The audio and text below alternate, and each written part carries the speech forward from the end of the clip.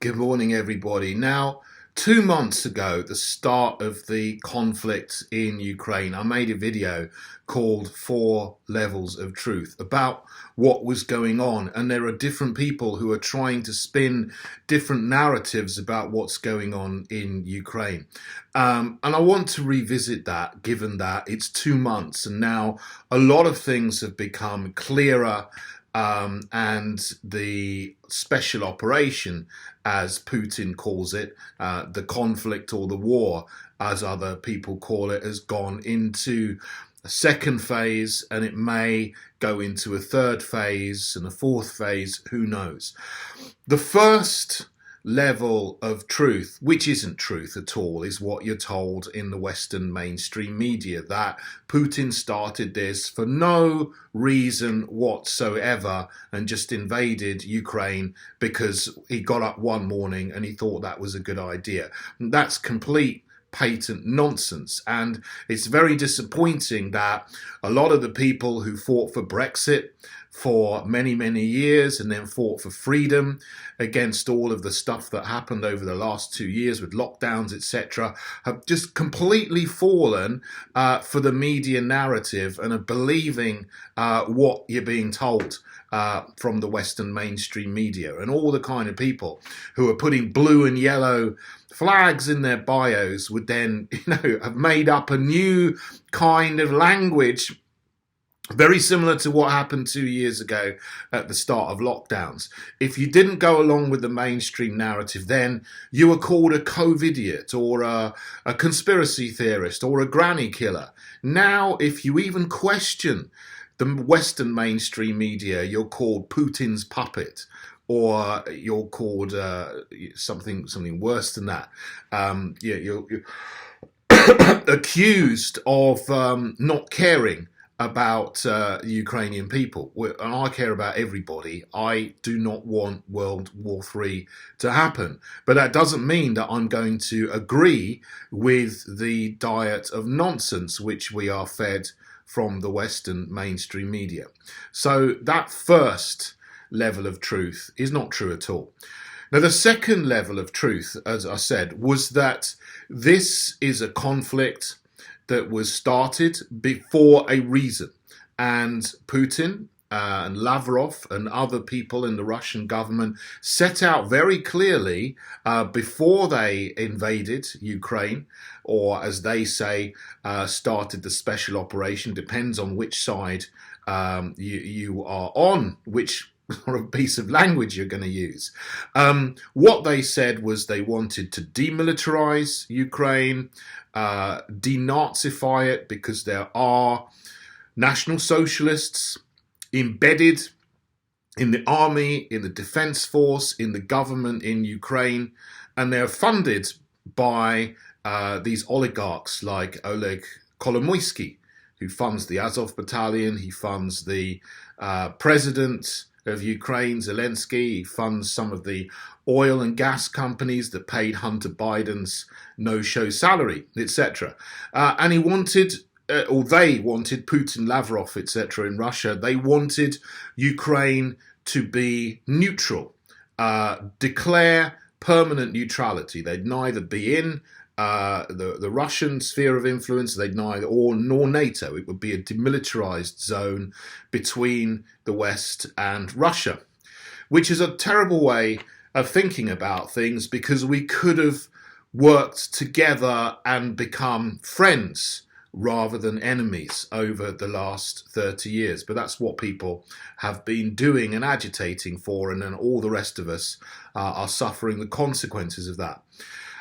So that's the second level, that Russia went in there for a reason, because this war didn't start on the 24th of February 2022. It started 8 years ago, or even before, when the Ukrainian military and security services started bombing the independently declared republics of Donetsk and Luhansk in the east of Ukraine, shelling and killing ethnic Russians, and in many cases capturing and torturing them. And that's all documented by Western organizations, actually. It's all there. And people who want to deny that now are denying the very things that they've been saying for the last 8 years. Because everything on the mainstream media in the West about Ukraine for most of the last 8 years has been how terrible it is because there are all these National Socialists there. And suddenly, they're the good guys. And we're supporting them and sending them money and sending them weapons. So there's been a complete inversion of the narrative in the West. And when that happens, you know that something is wrong. And you know that what they're telling you is actually false. And there's far, far more to it than the narrative that has been spun every day and put in our face to program us and to get us to believe and feel a certain way about things. So the conflict goes back way before this year, back to 2014, when there was a coup, a Western instituted coup that overthrew a democratically elected government, the government of Yanukovych. Now, Yanukovych wasn't a great guy, but he was democratically elected in 2010. And what he did that the State Department in the US and the powers that be in the collective West didn't like was that he decided that he wasn't going to sign an association agreement with the EU. He said he was going to, and then when it came to it, he changed his mind and he didn't do that. And then he changed his mind, he didn't join NATO. So the West had been trying to get the Ukraine into NATO for many years before that. It's been trying to do that for about 20 years. And Yanukovych says, no, in 2013, I'm not going to sign up an agreement with the EU. I'm not going to sign up to join NATO. And that was too much for the imperialists like Victoria Nuland in the State Department of the US, who essentially instigated the coup or were very much involved in planning it. And it's on record, the telephone conversations he's had with people discussing who's going to be in the new Ukrainian regime. It's all there for everybody to see. You just have to look back a few years and find out the things that she said and the things that were planned and done. So they put in Poroshenko, pro-EU, pro-NATO, and then we got Zelensky in 2019, who's carried on what the plans are, the globalist plans to bring Ukraine into NATO and the EU, as well as continuing to kill ethnic Russians in the East. So that's where this comes from. And that is what is. And the tragic thing is now that this is escalating. And I've been saying from the very beginning, this is ridiculous. We should not be escalating. We should not be sending weapons to National Socialists. We should not be imposing sanctions on Russia, which are going to hurt us in the West far more than they're going to hurt the Russian government and powers that be. And they've backfired spectacularly. The ruble went down in value immediately after the sanctions a lot, but it's bounced back up, and now it is at a higher level of value than it was before the conflict. And European countries been designated unfriendly countries by Putin and his government, and they're not going to sell gas to European countries unless they pay in rubles.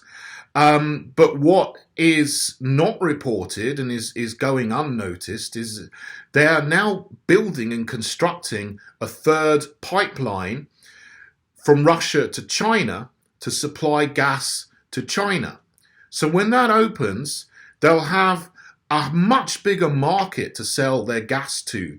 And Russia would happily just stop selling gas to Europe, because they're all unfriendly countries in their eyes. It's too much hassle. And they would just sell the gas to China and not sell any gas to Europe at all.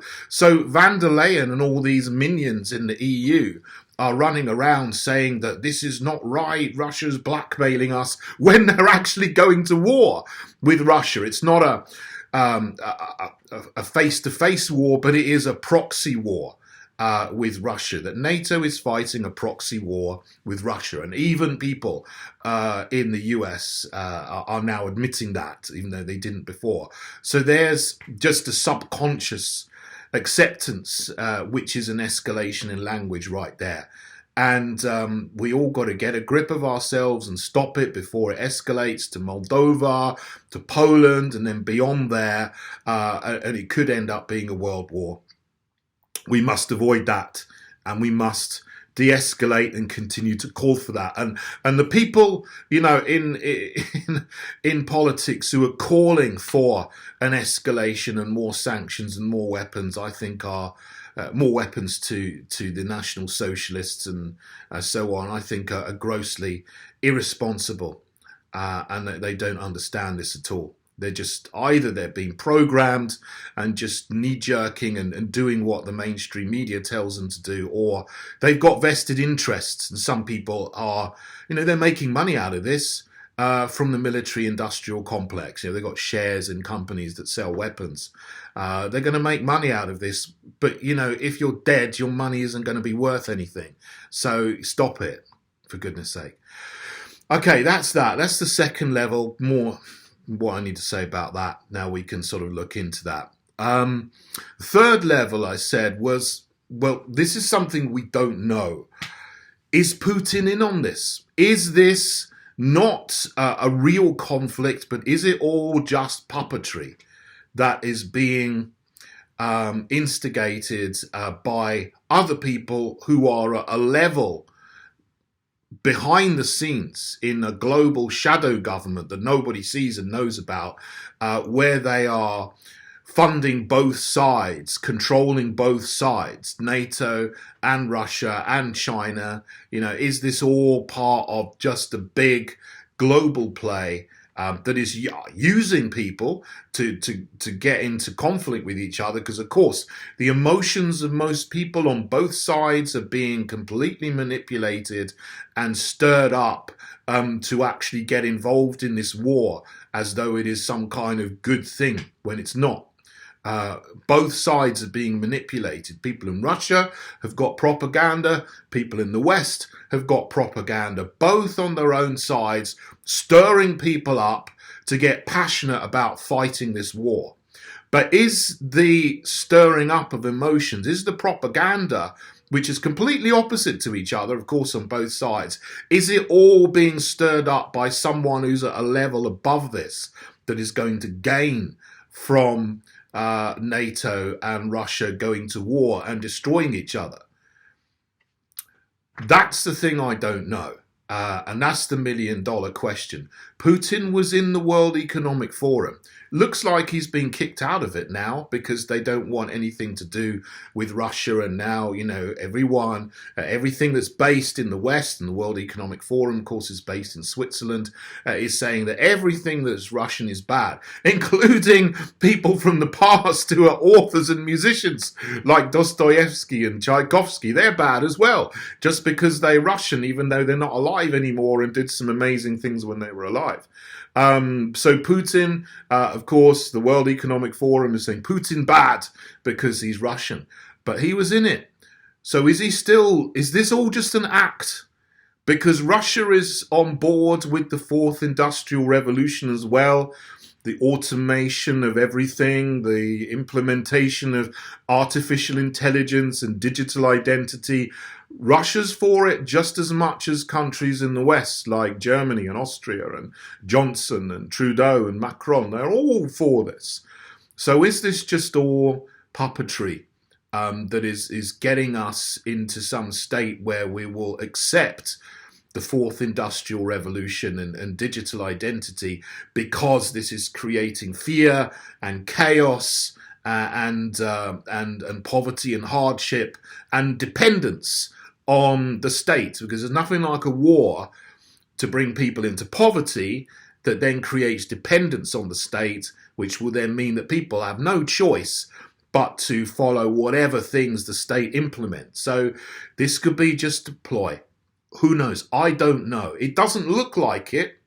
It really looks like that Putin particularly is genuinely against the West, but because the West has been poking the bear for so long. He calls the West the empire of lies, which actually is a very good description, because the biggest shock for a lot of people over the last 2 years is that Western leaders are complete liars who are acting against our own people. Look at what Johnson, Trudeau, Macron, Ardern, all these people have done to people in their own countries with lockdowns and masks and coerced injections and so on, which are now having effects on people, and we can see the effects on people that they're having.